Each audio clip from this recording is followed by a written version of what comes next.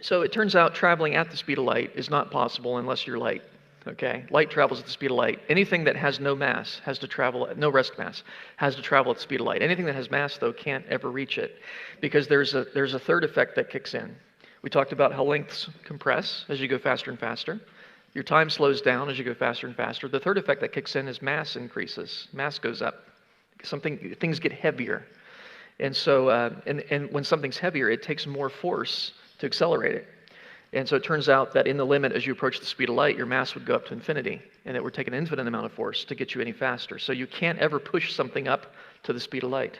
You can get arbitrarily close, but you can never reach it. And if you reach the speed of light, or you got close to the speed of light, is time travel possible? Well, in a way, yes, because in a sense, we're already traveling through time. Because, right, I'm going from 12:45, 47 seconds to 48 to 49. We're moving forward in time now. Now, the interesting thing is you can increase the rate at which you move through time by simply moving through space. And so if you wanted to, you could travel at very close to the speed of light out to a distant star and come back, and you could see the future of the Earth. You could come back. It'd be 100 years later here, but from your point of view, the trip only takes a couple of months. So that's a type of time travel. But if you wanted to come back, hold on a second. Say that again, because yeah, let's just say that again. I'm not gonna admit how stupid I feel after that. So you could travel 2 months at near the speed of light, or at the speed of light, to someplace and come back. Yeah. When you got back, you would be 2 months older. Yeah. But everybody here would have been, you would see your grandchildren and maybe your great-grandchildren. Yeah. So you would be traveling into the future of our planet, but not your future of you. Yeah. Okay. Yeah. You got the right idea. That's it. So can we travel to the past? Effectively, you're aging, and there's the problem.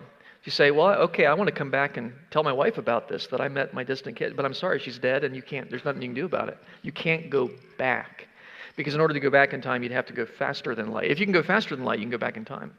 But you can't go faster than light. Therefore, you can't go back in time. Are you telling me that Endgame and Back to the Future are not Sorry, possible? it's not gonna happen.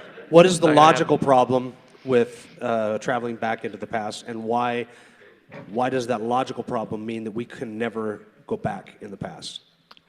Well, one of the issues is sometimes called the grandfather paradox.